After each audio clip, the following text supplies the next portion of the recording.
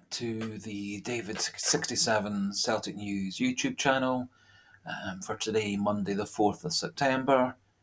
A great day for Celtic, a great day for Celtic fans, and as a few of you have said in the comment section, it's a sunny day, and I think it'll be a sunny day for Celtic and Celtic fans for quite a number of weeks to come, because any time we beat the other lot, particularly away from home, is a great day for Celtic and a great day for Celtic fans. Today, going to have a quick re-review of yesterday's victory, 1-0 at Ibrox, and a review also of a few of the comments from pundits, ex-referees and journalists, etc. Also, a couple of little news stories coming out of Celtic today also. Before we get going, please like and subscribe. Subscriber numbers have gone up quite dramatically over the last 72 hours, and we're pushing on towards 100 now, which was my second target, having achieved the first target, which was 50 in the middle of last week. However, also going to have, remember, comment section. We're popping your comments in, and I'll reply, interact as and when I can. And also there is the Celtic related trivia question in the community section.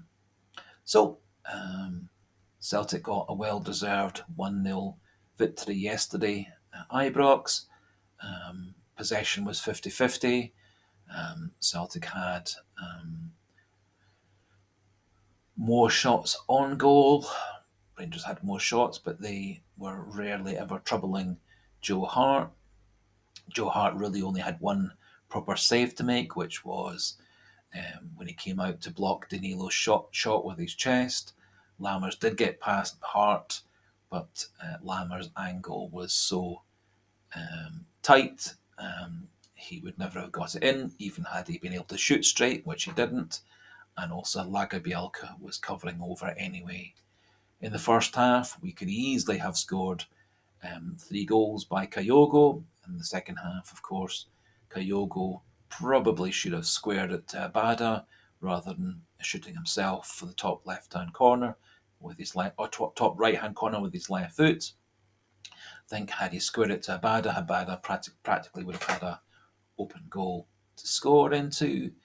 Obviously, in the second half, we also had the shot by Maeda that was deflected by Butland past the post, which also took it past Maeda's sliding effort to reach the ball. O and Yang also managed to get themselves into the box with chances, but I think they both lack a bit of match sharpness.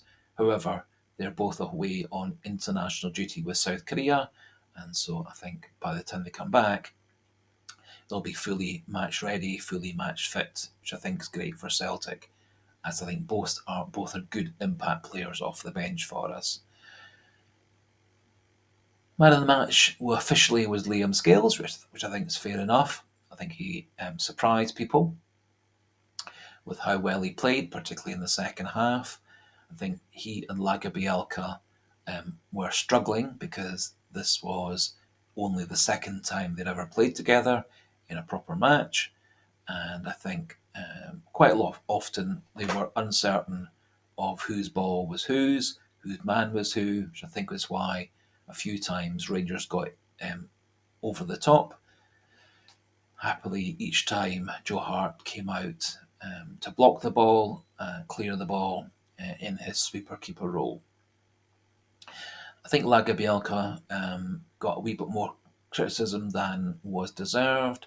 I think sometimes he was made to look like he'd made the error, when in fact it was Scales misjudging the ball over the top, which took Lagerbielke out of position. I think in the second half they played much better together. I think also Celtic defended as a team very well in the second half and gave a lot of support to the two young central defenders, and also cut down a lot of the space Rangers were getting to hit the ball over the top, and also cut down the amount of space behind the defence as well. I think it's also quite admirable that at the end of the game, in essence, all four of our back four were backup players after Ralston and Burnaby came on for the injured Taylor and Johnston. And the fact that we held Rangers out without really much difficulty in the second half is a testament to those four players plus Johnston and Taylor. Quite a lot of pundits and YouTubers are giving Taylor a hard time, saying he was the worst player on the pitch and was useless. I think Greg Taylor played a perfectly decent game. I would have given him 6.5 out of 10. He didn't really actually have much to deal with coming down the right side. I think Maeda kept Tavernier busy for a lot of the time. And the few times that Rangers did get in down the right wing was actually more when Burnaby went off or when they were double teaming down the right with their rather hodgepodge mix of forwards and midfielders. So I'm not quite sure why people were criticising Greg Taylor so much. However, you may have contrary opinions, and if so, please pop those into the comment section. And we can review those and discuss those further. Thought Lagerbielke and Scales, as I said, played much better in the second half, seeming to get a bit more of an understanding. Lagerbielke blocked quite a lot of balls coming into the box, headed quite a few balls out the box. I thought he actually got control of the Rangers' forwards much better in the second half, and he and Scales did a grand job.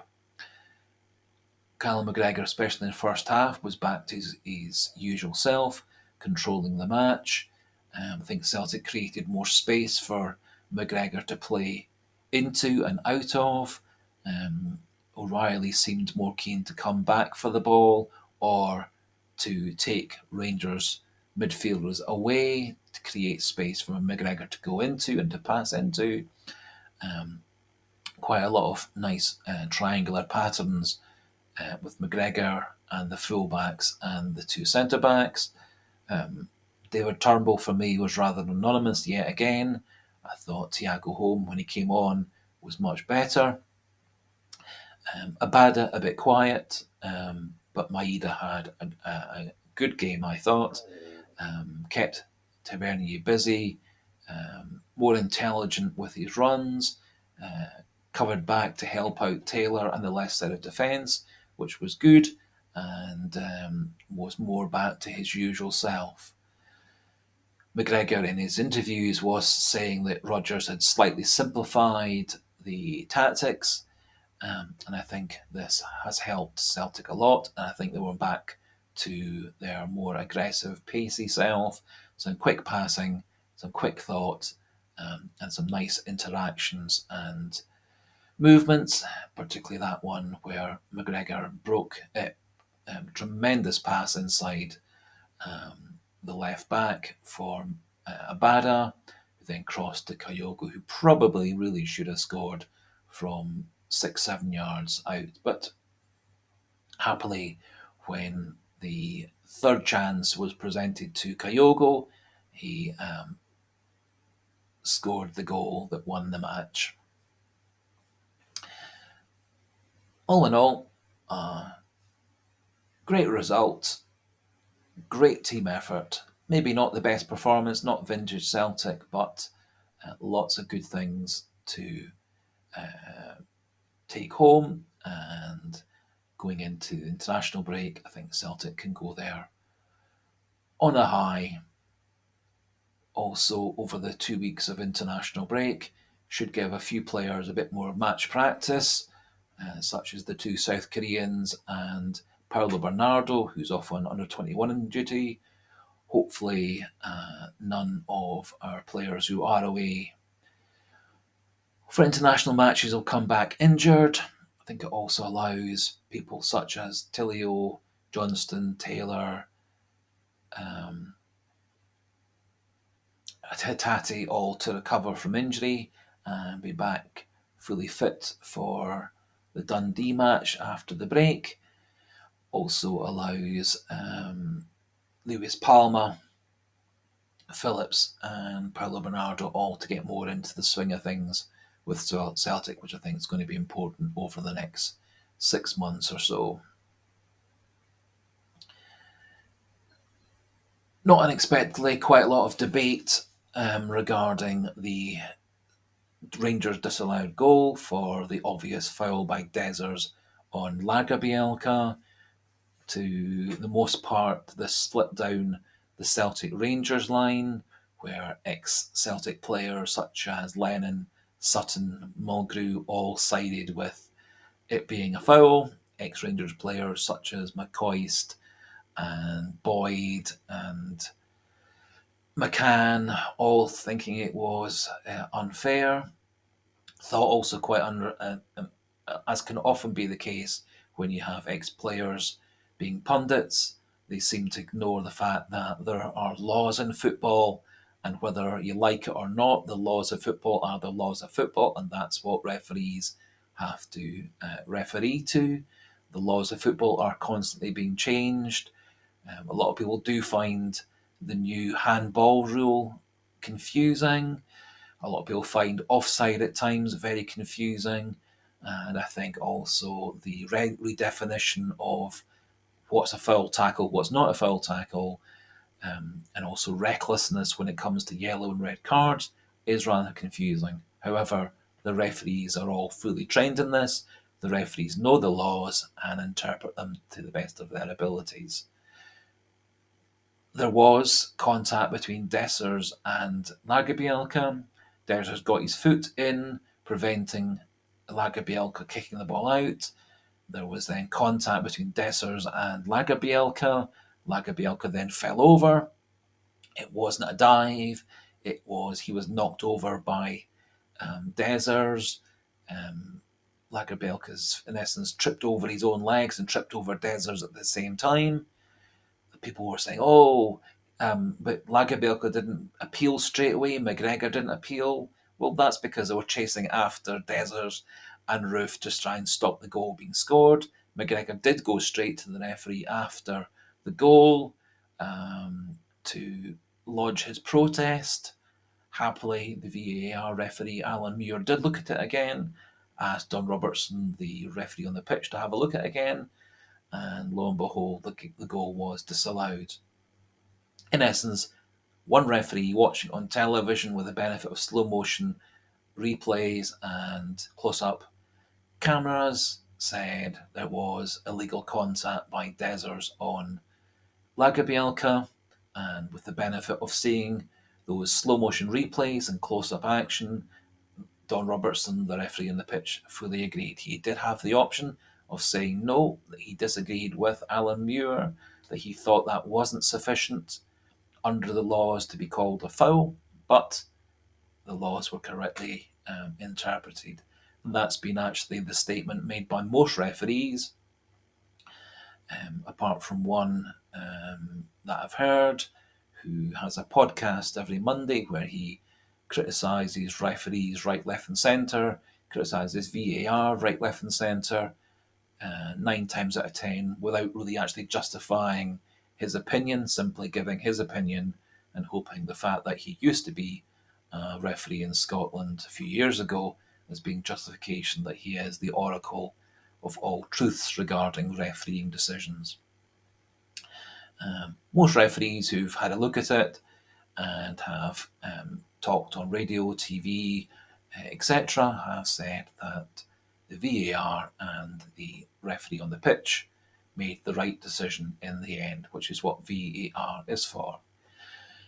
And in football, you need to take the decision of the referee, and you can like it or lump it, but in the end, the decision is the decision, and you play to the whistle and you play on.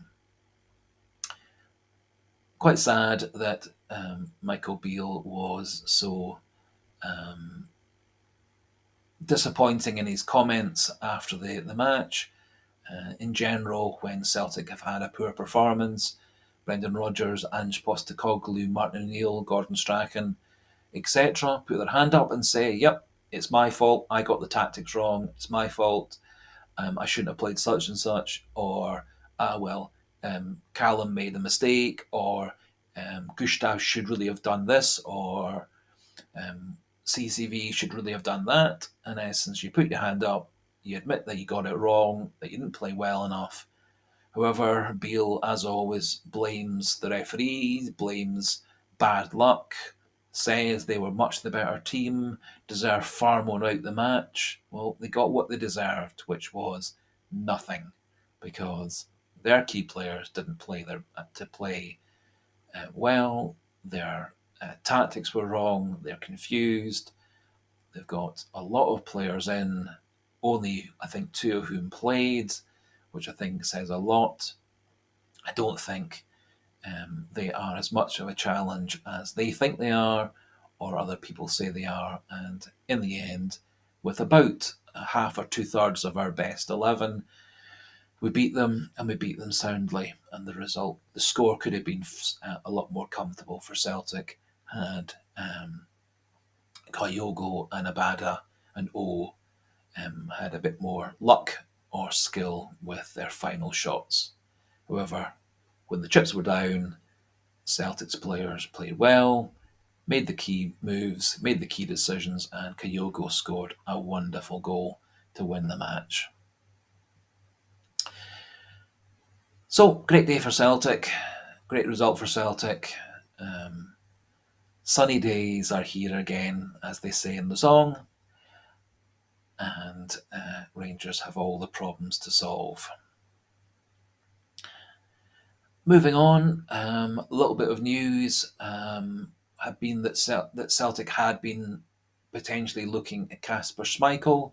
Kasper Schmeichel, the Danish goalkeeper, who had such an excellent career with Leicester in the English Premier League, who left them to go to Nice last year, had been released by Nice as a free agent at the end of the transfer window, and Celtic were said to be looking at signing him.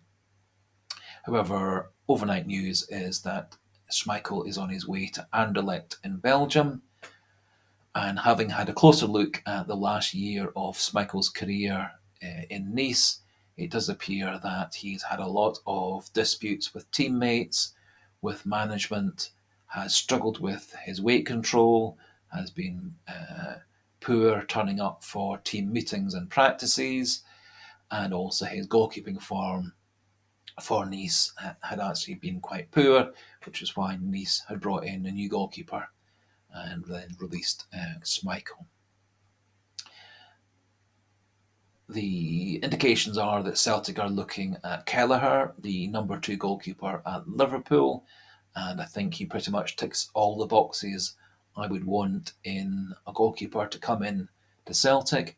In his mid-20s, international experience playing in the English Premier League, very good shot stopper, actually very good at commanding his box for a young goalkeeper, also very good at saving penalties, which is something that Joe Hart really isn't. And as a Republic of Ireland international, I suspect that he would be desperate to play for Celtic.